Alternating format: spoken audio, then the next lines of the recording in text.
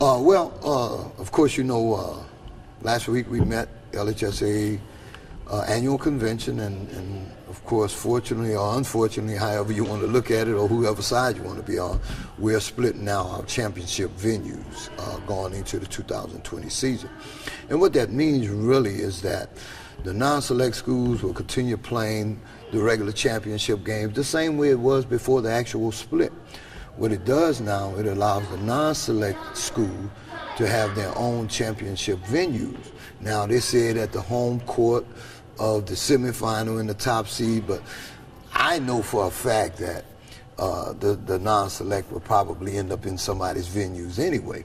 But the advantage to that is, I'll give you a good example. Notre Dame played Catholic High of New Iberia in the football championship, and it went all the way to the Superdome. You're talking cheerleaders and all the support people, and you go down there and you get X amount of dollars.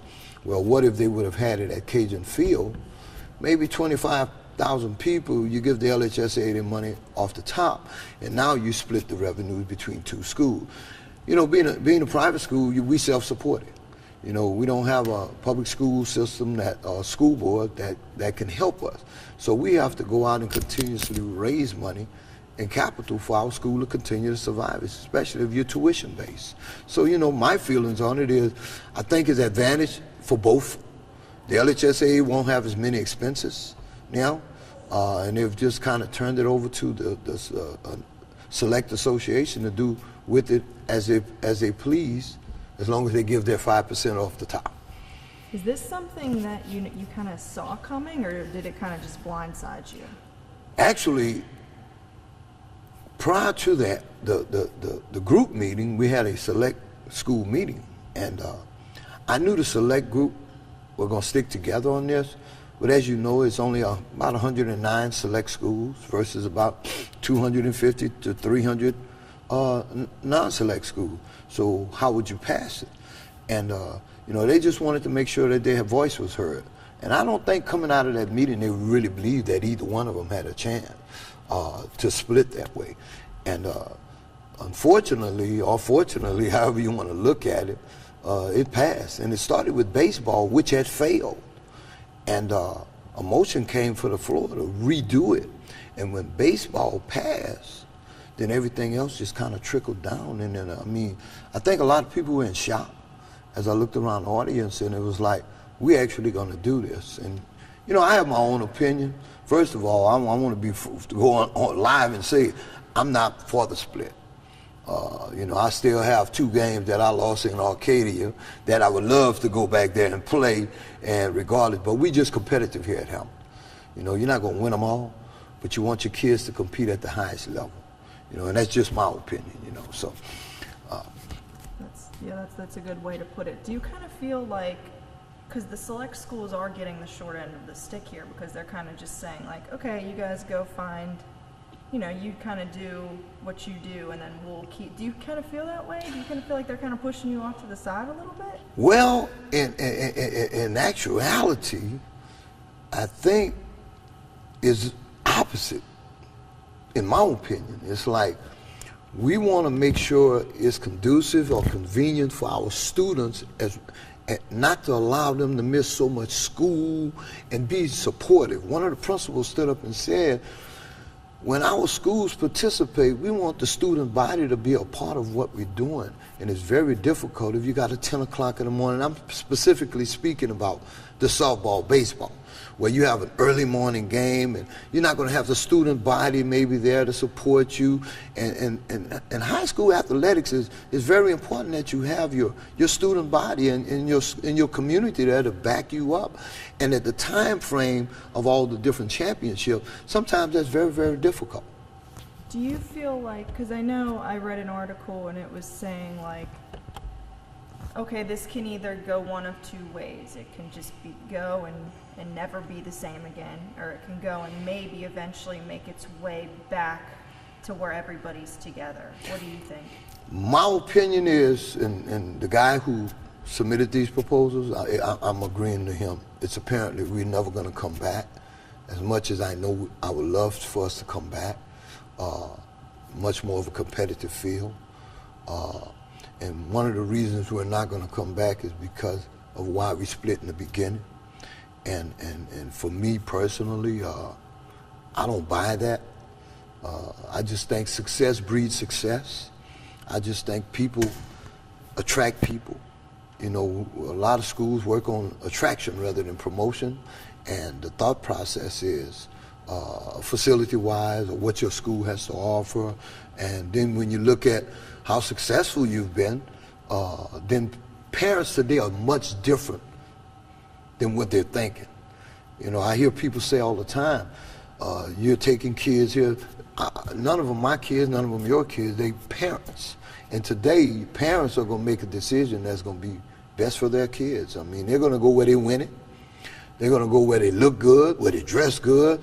You know, that old traditional thing about my school and my kids is going out the window. And I think what's happening is a lot of people don't see it that way. You know, and I think that's what initially caused all this. And it's like this school is gaining an advantage. And personally, I've never seen that. But that's just my opinion. You guys have a lot of talent here at Hamilton Christian for being a select school. Do you think people look at you and say, you know, since you are such a small school, is that the reason for this split? Because you guys in schools like you are such small schools that they're like, okay, you know, they're not really a challenge to the public schools. I mean, is that something that they look at and say, even though it's not true? This things go all the way back to the Evangel John Curtis years, and this is probably 20 years ago. And this is how it initially started, and putting a stop to that.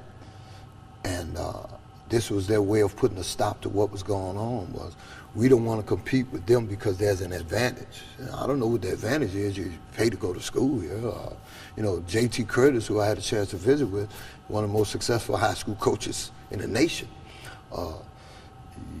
You think he has to go look for people? I think they'll just show up. He's winning state championship.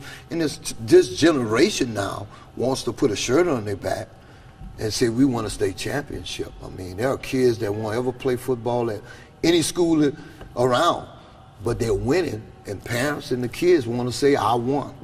Not that I played, I won. So, you know, you can look at it in a lot of different ways, you know, but I don't, you know, what we do here at Hamilton is, we're simple. We try to be successful in our own little venue. We do things that is more attracting, and we try to be different than everybody else. You know, that's what we do. We just try to be different. And if you're a parent and you're basing it on what you're doing, then you make the choice. It costs to come to school here, you know. So we're a blue collar school. I want to make sure everybody. We're just a blue collar school. We're just trying to survive a month of money here, and you know, with the split venue, I don't know if it ever happened, but if Hamilton would happen to play a team and we could move it to a single game over to Burton, and we'll have the whole city of Lake Charles and that other community, and then we just split that revenue. That's a lot more than the $800 that we get, or the $900, you know. We could use an extra $10,000 revenue over here at any time, you know, so I'm sure you could in any other school. But, you know, this is what I see happening. I could be wrong. What I see happening is Carl played Warren Easton for the state championship.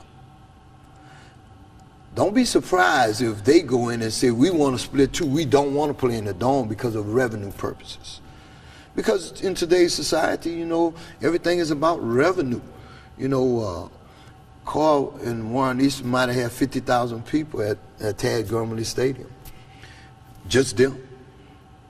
Could you imagine the payout for that? Is it about the money? No. But do you need money to survive? Absolutely. We need a job to pay our bills. Schools need money to pay their bills. You know, you're buying new uniforms, you do a lot of different things. So quite naturally, that's a big part of it. And, you know, how many schools in the state of Louisiana are struggling financially? Because you can't put people in venues. We had a tough football season this year because we didn't win and we don't have a big student body. So as the athletic director, we got to figure out ways to up our attendance so that we can at least break even. I mean, revenue generating is tough. It's tough. So where does this kind of go from here? Like you were saying, you want to compete, and I'm sure your kids feel that same way. We just want to play the talent. We want to win. We want to show that we're the best. So what are you telling your kids going forward? What are they saying to you about this? Are they happy? Well, they really don't care. They just want to play ball. Well, but I do always talk to them about what's going on, and that's one of the reasons that I schedule high. You know, my student athletes here are going to play the highs of the highest. And, you know, we're going to play 5A, we're going to play 4A, we're going to go to West Monroe, we're going to go to Monroe, we're going to go here, we're going to go there. And the lowest team we played prior to district was a 2A school, and they were the best team in the state last year, Rayville.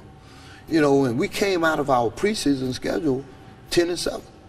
It's the best record we've ever had. And I want my kids to prepare themselves if they were going to college. Like they said they wanted to go to college to compete. Well, in order to do that, you have to go compete against college-style kids, you know. And that's, look, I'm from Opelousas. We're going to play the best no matter what. You know, I always say that.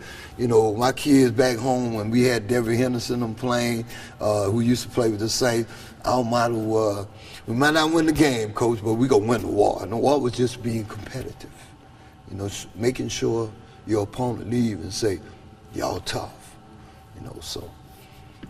What do you think this does to sponsorships? I mean, LHSA has a ton of sponsorships, like the Sugar Bowl. Mm-hmm, the All-State Sugar Bowl, right. So what do you think there? Do you think they might get some people to pull out? Well, and you know, that was a big part of the revolt concerning sponsorship. What would happen? They could never give a definite answer if All-State said, if you do this, we'll pull out. And I think that was the big issue that swung the vote, because nobody want to lose the sponsorship. But here's the advantage now.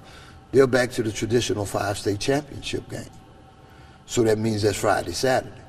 You won't have a Thursday noon game, a Friday game on Saturday. You're Friday at 4 o'clock and 7 o'clock. So that means those communities can all be in New Orleans.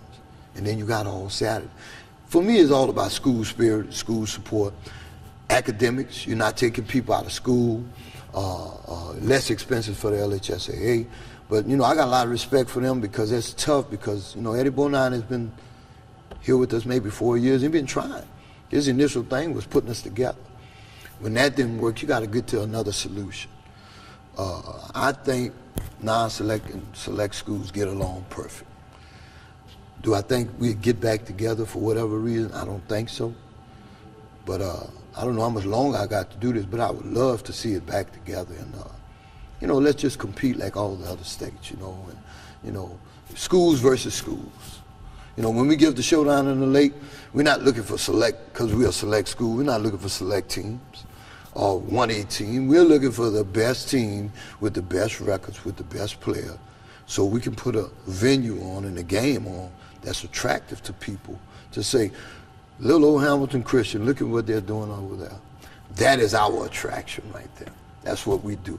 And you know, it's a lot of work. I got a great staff of men that help me out. Sometimes I think I'm a little too hard to work for. I don't know if I work for myself. The older I get, the more demanding I get. These guys have been with me for a long time, because I just want to make sure we do everything right. And I want to set the bar high. So if anything ever happened, the bar is high for you to reach where we are at Hamilton Christian, you know. That was great, Coach.